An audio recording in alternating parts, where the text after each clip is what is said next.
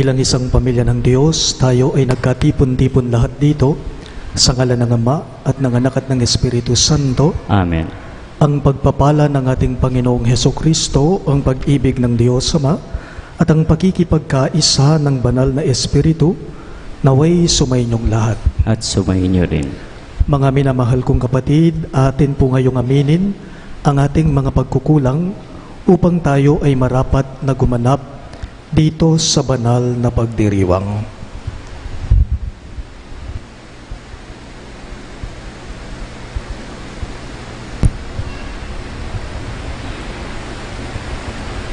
Inaamin ko sa makapangyarihang Diyos at sa inyo mga kapatid, na lubha akong nagkasala sa isip, sa salita at sa gawa at sa aking pagkukulang. Kaya'y sinasamo ko sa mahal na Birheng Maria, sa lahat ng mga anghel at mga banal, at sa inyo mga kapatid, na ako'y panalangin sa Panginoong ating Diyos. Kaawaan tayo na makapangyarihang Diyos, patawarin tayo sa ating mga kasalanan, at patnubayan tayo sa buhay na walang hanggan. Amen.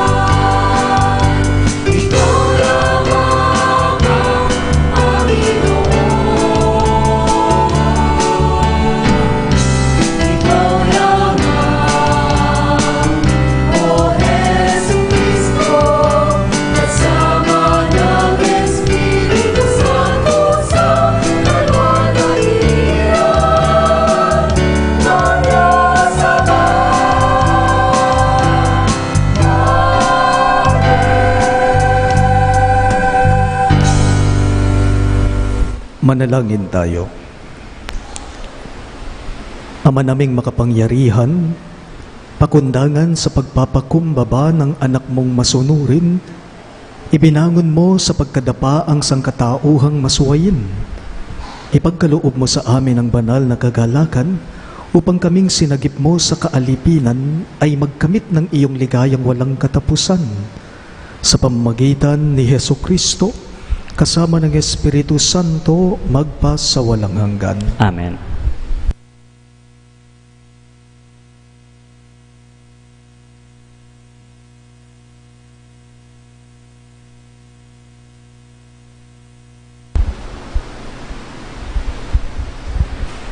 Pagbasa mula sa aklat ni Propeta Isaya.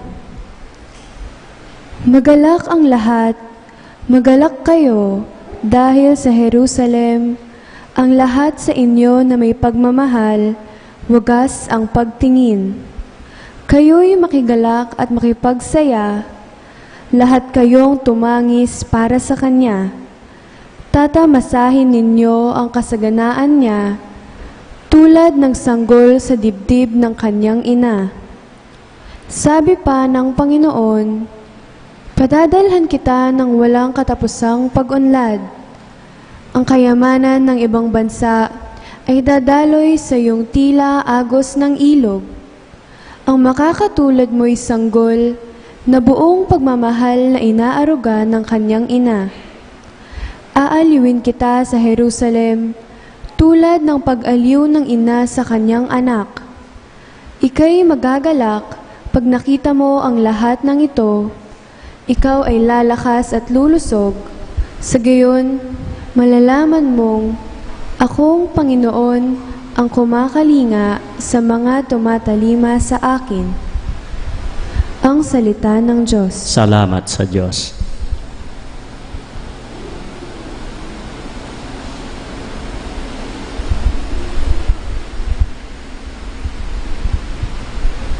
Salmong tugunan, sangkalupay nilalang, galak sapoy isigaw.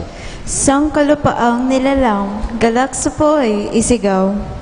Sumigaw sa galak ang mga nilalang, at purihin ng Diyos na may kagalakan. Wagas na pagpuri sa Kanya'y ibigay. Ito ang sabihin sa Diyos na dakila, ang mga gawa mo ay kahanga-hanga. Sangkalupaang nilalang, galak sapoy isigaw. Ang lahat sa lupa ika'y sinasamba, awit ng papuri yaong kinakanta. Ang iyong pangalay pinupuri nila. Ang ginawa ng Diyos, lapit at pagmasdan, ang kahangahangang ginawa sa tanan. Sangkalupay nilalang, galak sapoy isigaw. Naging tuyong lupa kahit yaong tubig, at ang nuno natin ay doon tumawid.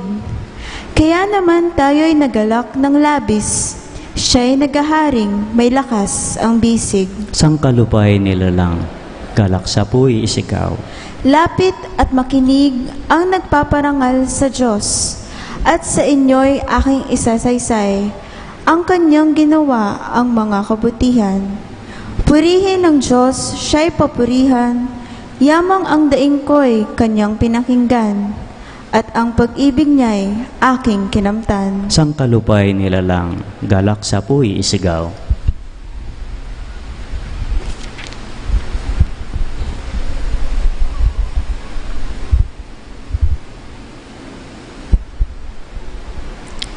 Pagbasa mula sa sulat ni Apostol San Pablo sa mga taga-Galasya.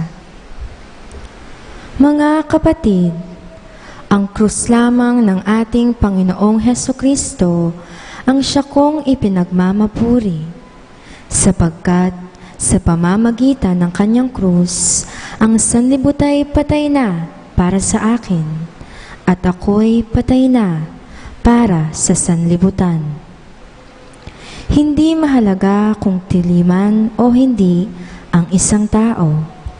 Ang mahalagay ang pagiging bagong nilalang. Sa lahat ng pamumuhay ayon sa tuntuning ito at sa mga nananatiling tapat na bayan ng Diyos, naway sumakanila ang kapayapaan at pagpapala ng Diyos. Kaya mula ngayon, huwag nang dagdagan ninuman ang aking tiisin. Sapat na ang mga pilat ko para makilalang ako'y alipin ng Diyos. Mga kapatid, sumainyong nawang lahat ang pagpapala ng ating Panginoong Hesukristo. Amen. Ang salita ng Diyos. Salamat sa Diyos. Magsitayo po tayo para sa banal.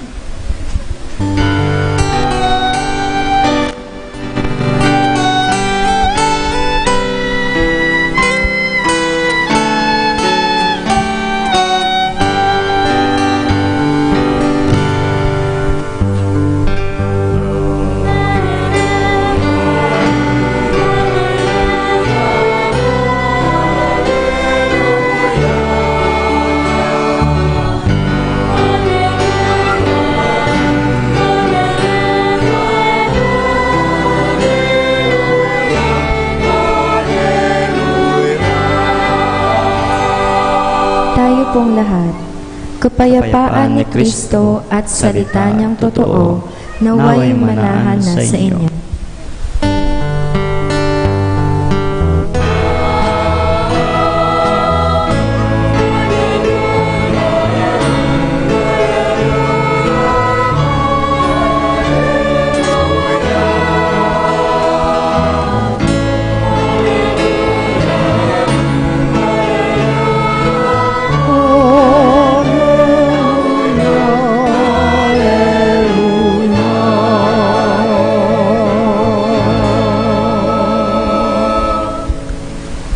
Sumainyo ang Panginoon, At sumainyo rin. ang mabuting balita ng Panginoon ayon kay San Lucas. Papuri sa iyo, Panginoon. Noong panahong iyon, ang Panginoon ay humirang pa ng 72. Pinauna niya sila ng dala-dalawa sa bawat bayan at pook na patutunguhan niya. Sinabi niya sa kanila, "Sagana ang aanihin, ngunit kakaunti ang mga manggagawa. Idalangin ninyo sa may-ari na magpadala siya ng mga manggagawa sa kanyang bukirin. Humayo kayo. Sinusugo ko kayo parang mga kordero sa gitna ng mga asong gubat.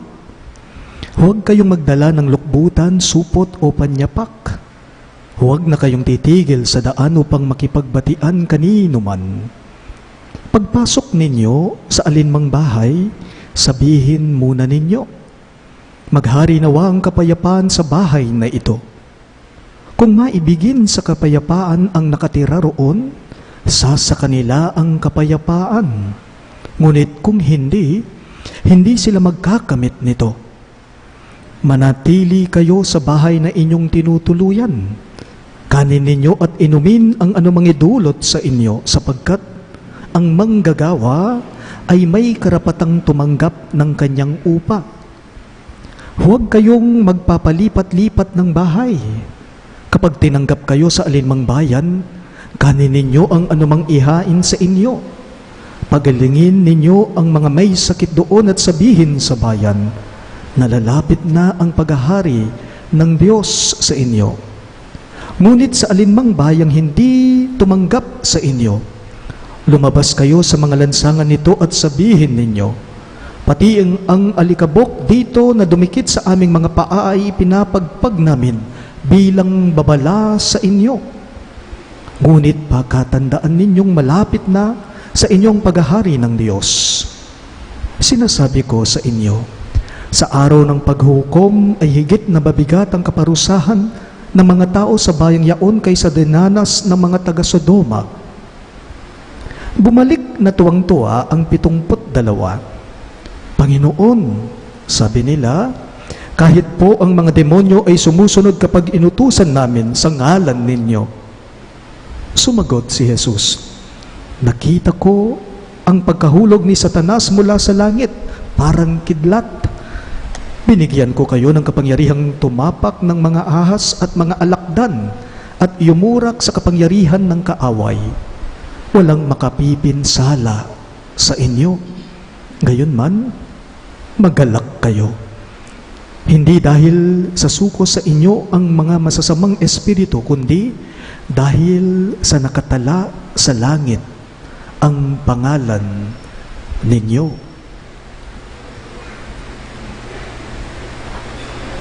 Mga kapatid, ang mabuting balita ng ating Panginoon. Pinupuri ka namin, Panginoong Hesukristo.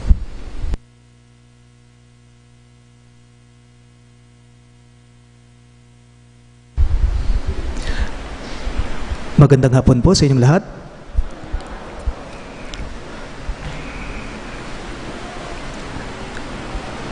Ang sobrang pagnanasa ay delikado. Ang labis-labis na pagnanasa sa mga bagay-bagay ay hindi rin po maganda. Minsan daw po may isang Italianong pare na sobrang mahilig siya sa pag-aalaga ng mga hayop. Addicted ang paring ito basta't hayop. Ang dami niyang mga alagang hayop. Na-assign po ang Italianong paring ito dito sa Pilipinas at nag-aral po siya ng kaunting Filipino, ng kaunting Tagalog. Minsan siya po ang na-assign upang magpakumpisal.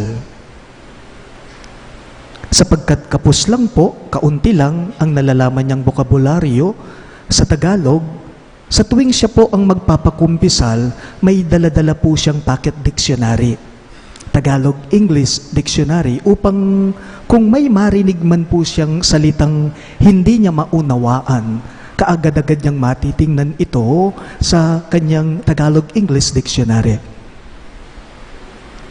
Minsan po may nangumpisal sa kanya, lalaki.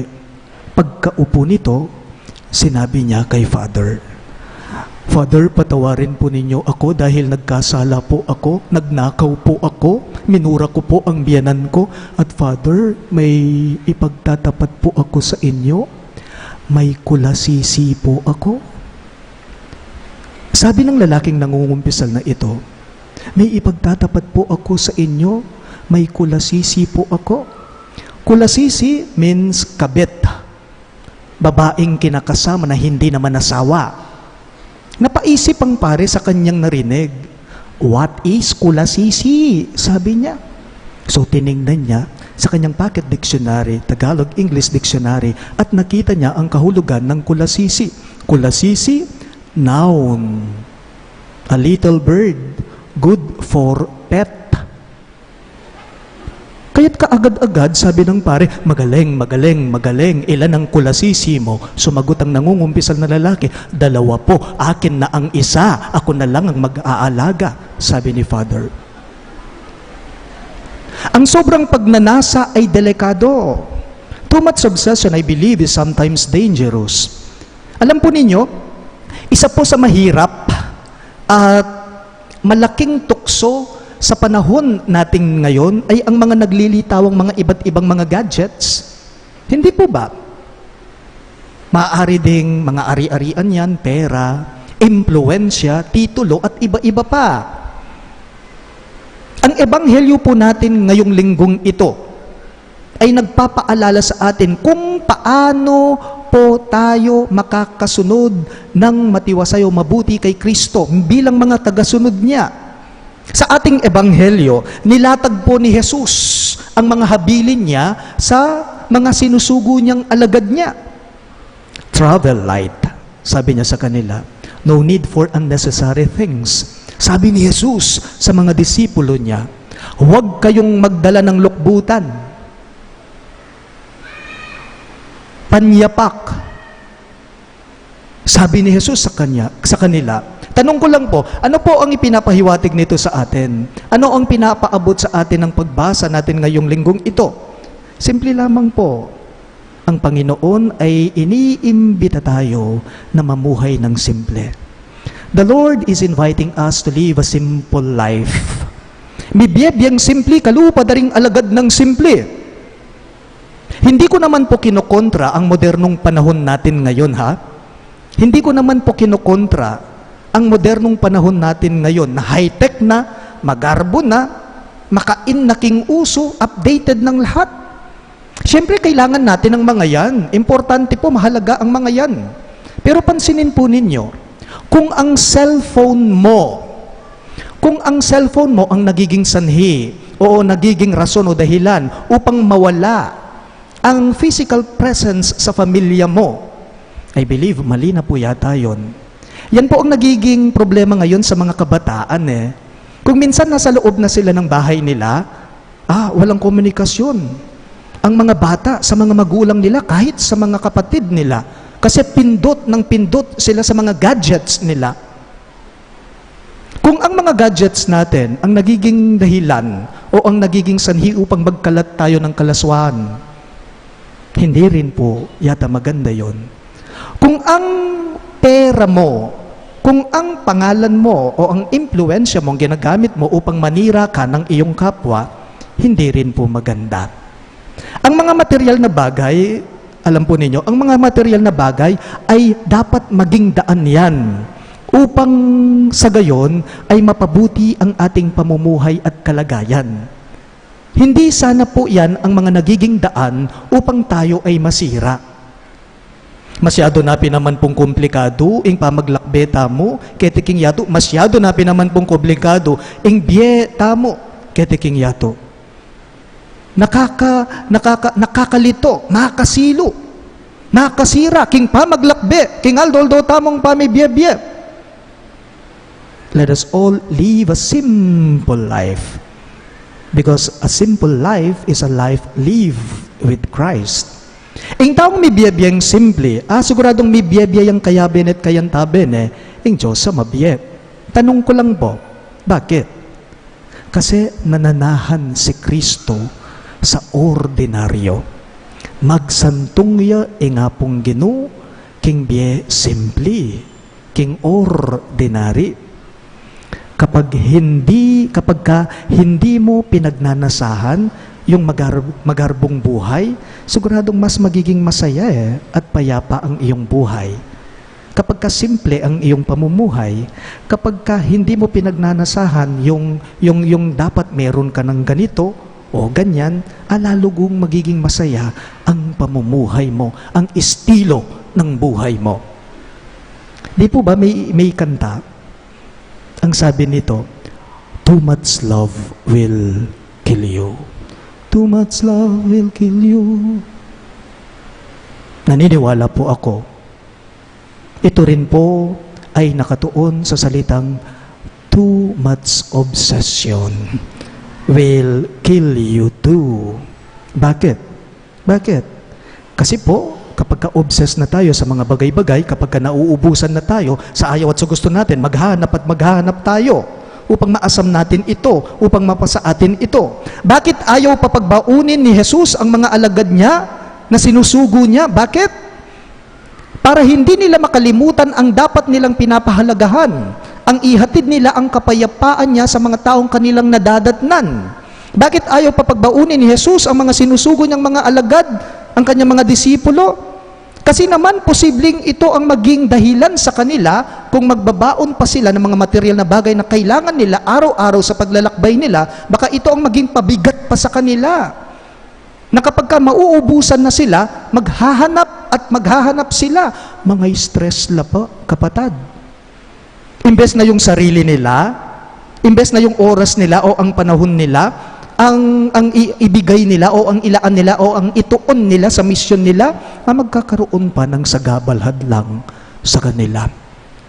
Sa isip ko po, ayaw masanay ni Kristo ang kanyang mga disipulo na magbabaon pa sila ng mga material na bagay o kakailanganin nila sa kanilang paglalakbay. Masakit ing maglakbe nung dakal ka pinaman bagahe. Na-experience na po siguro natin, halimbawa nasa abroad tayo, uuwi tayo, yung over baggage tayo. Di ba? Kung minsan hindi natin alam kung saan natin ilalagay ang mga ito. Sabi nila, madalas daw po ipinagbabaligtad natin ang salitang needs at wants. Needs at wants. Pinagbabaligtad daw natin ang mga salitang ito. Needs, ibig sabihin, ito yung mga kailangan natin. And once ito yung naisin natin, ito yung inaasam natin, gusto natin. Halimbawa po, damit. Totoo, ang damit ay kailangan ng ating katawan.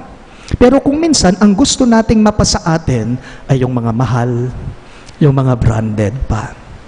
Akala natin, yung gusto natin ay ang kailangan natin. Pero hindi po pala. Kaya madalas, nalilito tayo. Kaya madalas, nalilin lang natin ang mga sarili natin. Ganyan na ganyan din po sa paglalakbay natin, sa araw-araw nating pamumuhay. Ganyan na ganyan din po sa misyon natin sa buhay. Kung konti lang ang bagahe mo, kung simple lang kung mamuhay ka, ikaw na tao, kung alam mo talaga kung ano lang ang kailangan mo, siguradong makakarating ka sa destinasyon mo. Hindi lamang yon, maipapakita mo pa at maihahatid mo nun si Kristo sa iyong kapwa dahil siya ay buhay at daladala mo sa iyong puso. Kung alam mo lang talaga kung ano yung kailangan mo, siguradong makakarating ka sa patungtunguhan mo, sa paglalakbay mo. At hindi lamang po yun, may papakita mo at may hahatid ang kapayapaan ni Kristo sa iyong kapwa-tao dahil siya ay daladala mo at buhay sa kalooban mo. Magsitayo pong lahat. Sumasambalataya Ako sa Diyos sa mga makapangyarihan sa lahat, na may gawa ng langit at lupa. Sumasampalataya ako kay Jesucristo, isang anak ng Diyos, Panginoong nating lahat.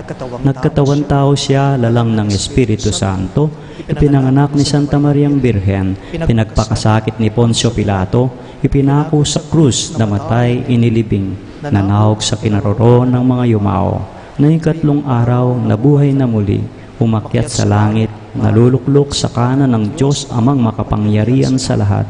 Doon magmumulang paririto at uhukom sa mga nabubuhay at namatay na tao. Sumasampalataya naman ako sa Diyos Espiritu Santo, sa banal na simbahang katolika, sa kasamaan ng mga banal, sa kapatawaran ng mga kasalanan, sa pagkabuhay na muli ng nangamatay na tao, at sa buhay na walang hanggan. Amen.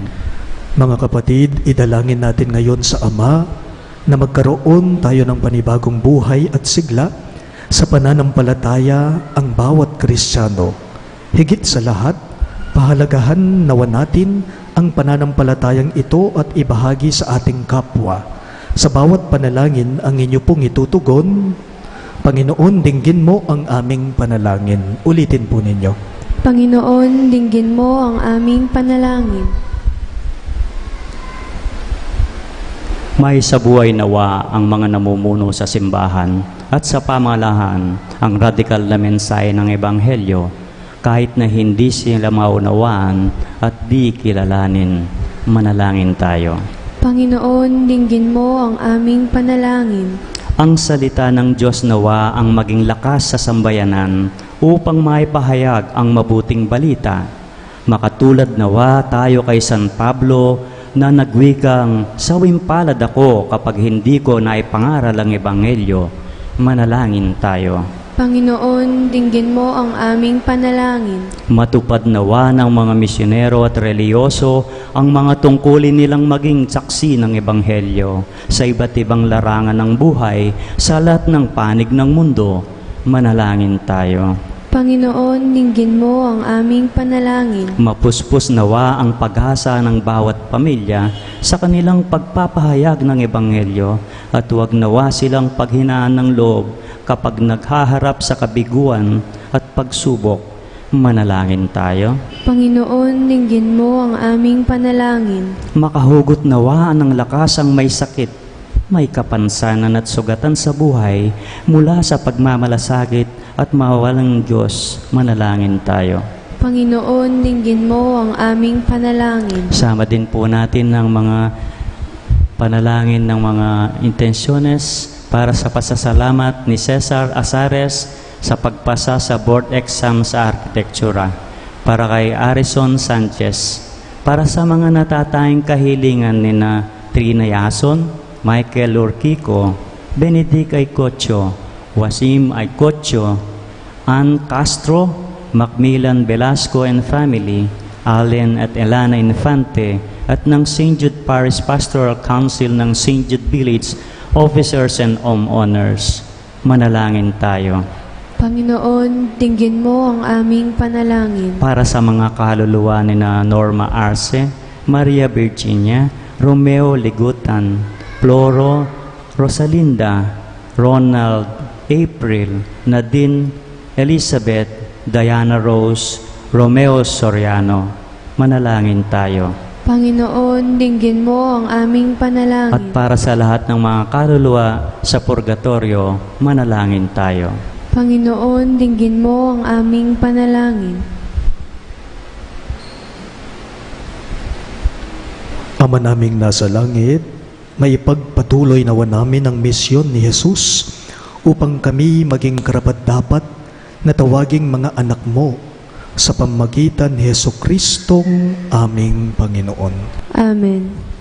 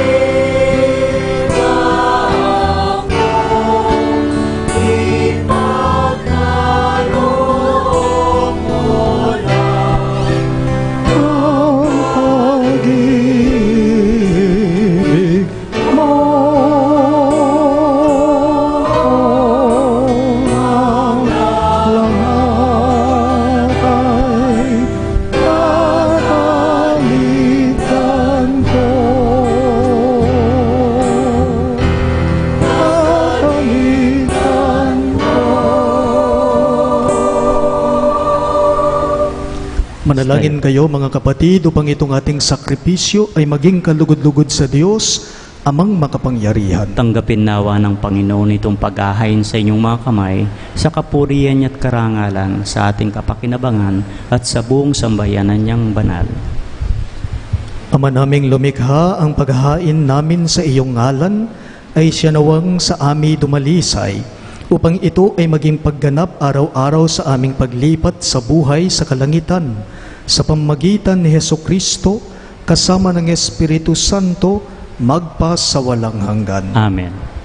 Sumainyo ang Panginoon, At sumainyo rin. itaas sa Diyos ang inyong mga puso at diwa. Tinaas na namin sa Panginoon. Pasalamatan natin ang Panginoong ating Diyos. Marapat na siya'y pasalamatan. Ama naming makapangyarihan, tunay ngang marapat na ikaw ay aming pasalamatan sa pamamagitan ni Jesucristo na aming Panginoon. Lubhang nabagbag ang kanyang loob sa pagkakamali ng tao sa sansinukob, kaya't minabuti niyang siya'y ipanganak ng birheng bukod mong pinagpala sa babaeng lahat, Sa labi ng imbing kamatayan, kami ay inagaw ng namatay mong anak. Sa pagkabuhay niya, kami kanyang binuhay upang kaugnayan namin sa iyo ay huwag magwakas. Kaya kaisa ng mga anghel na nagsisiawit ng papuri sa iyo ng walang humpay sa kalangitan, kami nagbubunyi sa iyong kadakilaan.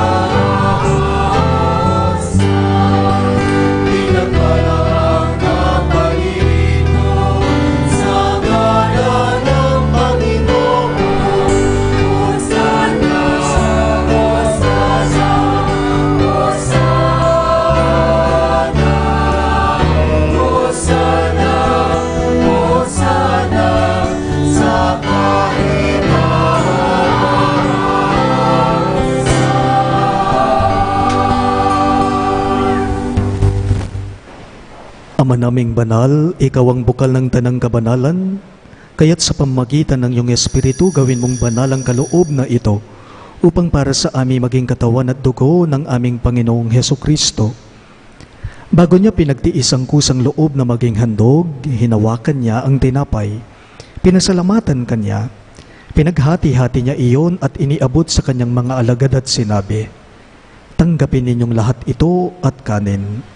Ito ang aking katawan na ihahandog para sa inyo."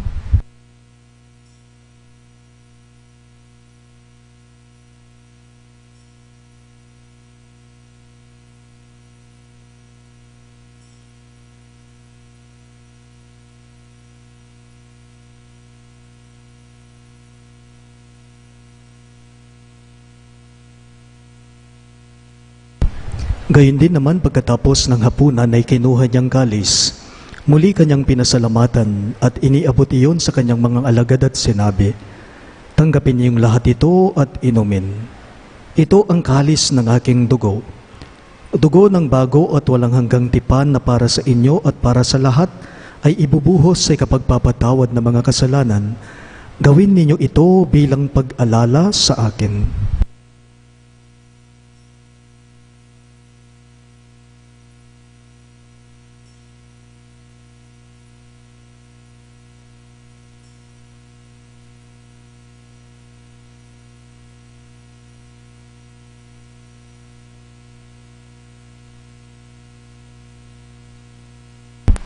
Ang misteryo ng ating pananampalataya.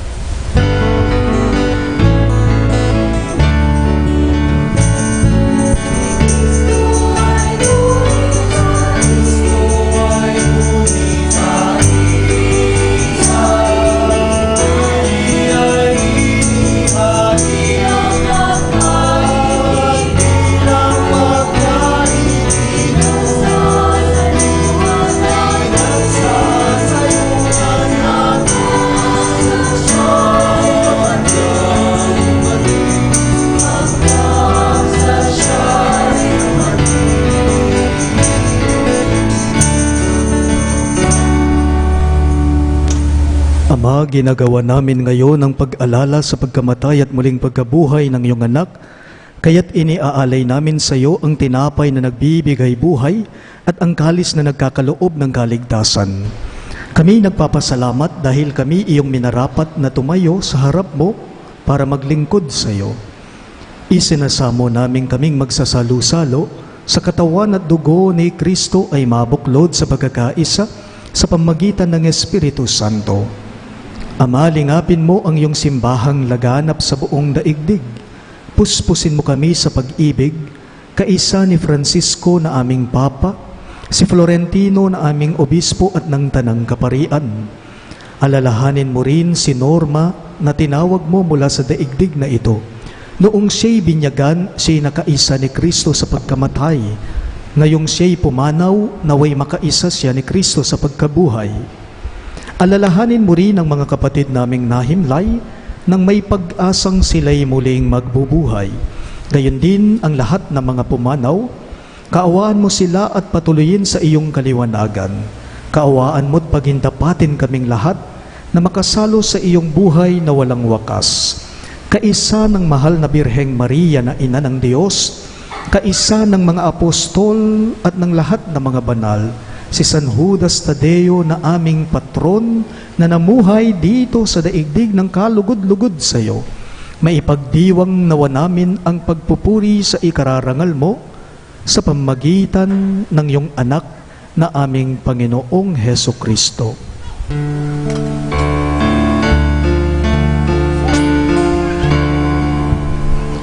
Sa pamamagitan ni Kristo, kasama niya sa Kanya,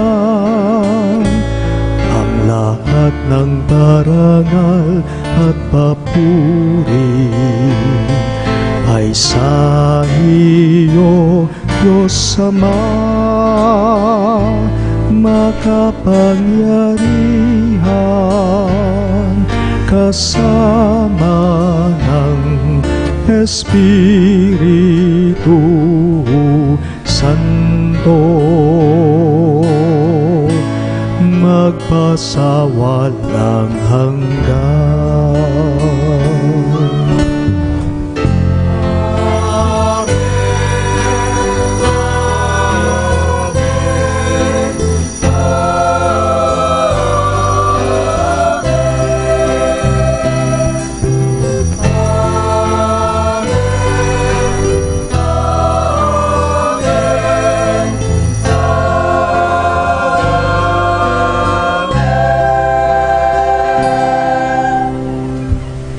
Bilang mga anak na inampon ng ating mapagmahal na Diyos, lakas loob natin ngayong dasalin ang panalangin itinuro ni Jesus sa atin.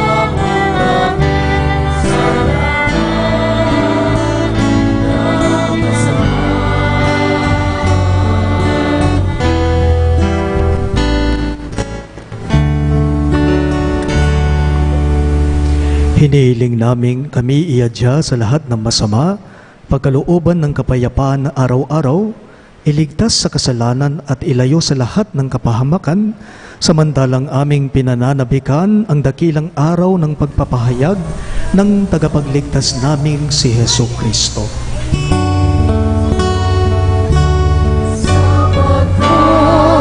Sa iyo ang kanihan, kapangyarihan, kapurihan,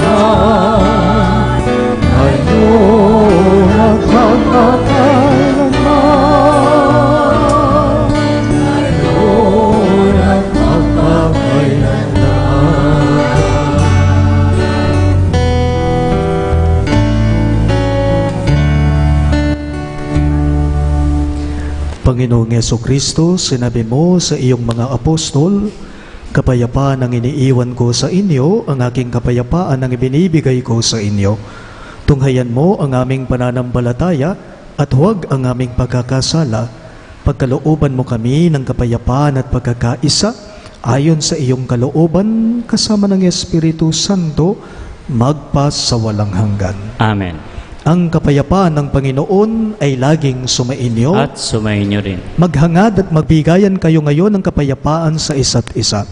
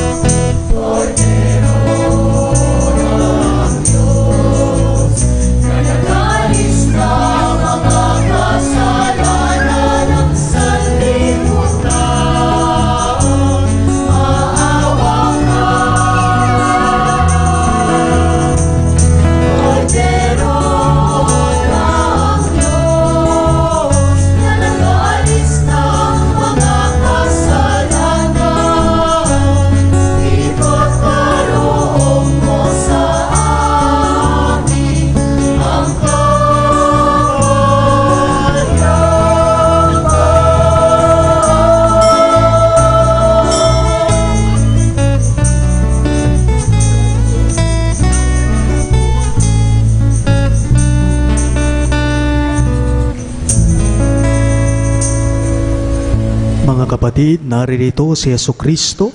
Siya ang kordero ng Diyos na nag-aalis ng mga kasalanan ng sanlibutan.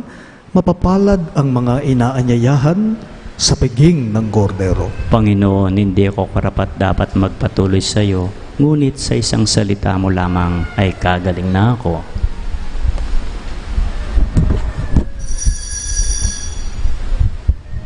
Sa ating pong pagtanggap ng banal na komunyon, mag-a-assist po yung mga Companion of St. Jude, row by row po.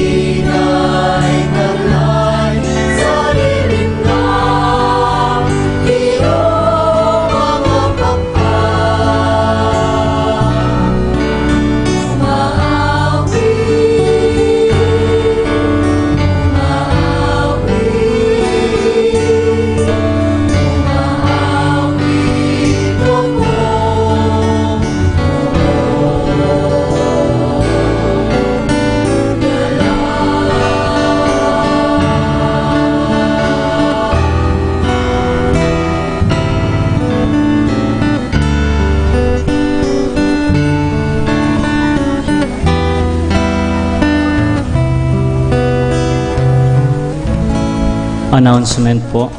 Sa susunod na Martes po, ang ating banal na misa na ginaganap sa prayer room, dito na po sa simbahan gaganapin ang ating Tuesday Mass. In preparation for the Feast of Our Lady of Mount Carmel on July 16, we shall be having a Triduum from July 13 to 15 before the 6:30 evening Masses.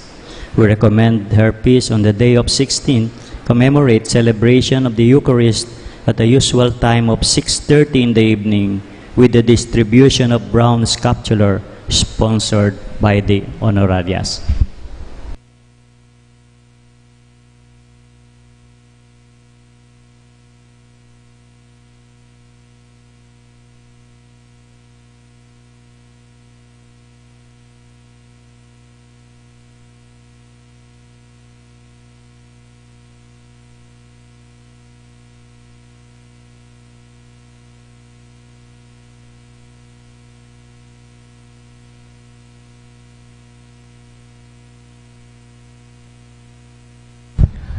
Manalangin tayo. Ama naming mapagmahal, kami iyong pinapakinabang, ay loobin mong laging lumingon sa pinanggalingan ng tinanggap namin ngayon para pagsaluhan sa pamamagitan ni Jesucristo kasama ng Espiritu Santo magpa sa walang hanggan. Amen.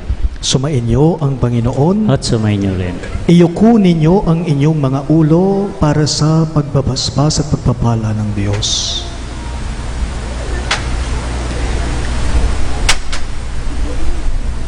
Pagpalain nawa kayo at ingatan ng Panginoon ngayon at magpa sa walang hanggan. Amen. Naway kahabagan niya kayo at subaybayan ngayon at magpa sa walang hanggan. Amen. Lingapin nawa niya kayo at bigyan ng kapayapaan ngayon at magpa sa walang hanggan. Amen.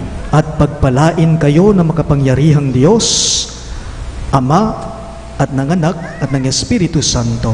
Amen. Ang ating Santa Misa ay natapos na. Humayo kayo ngayon sa kapayapaan at pag-ibig ni Kristo. Salamat sa Diyos.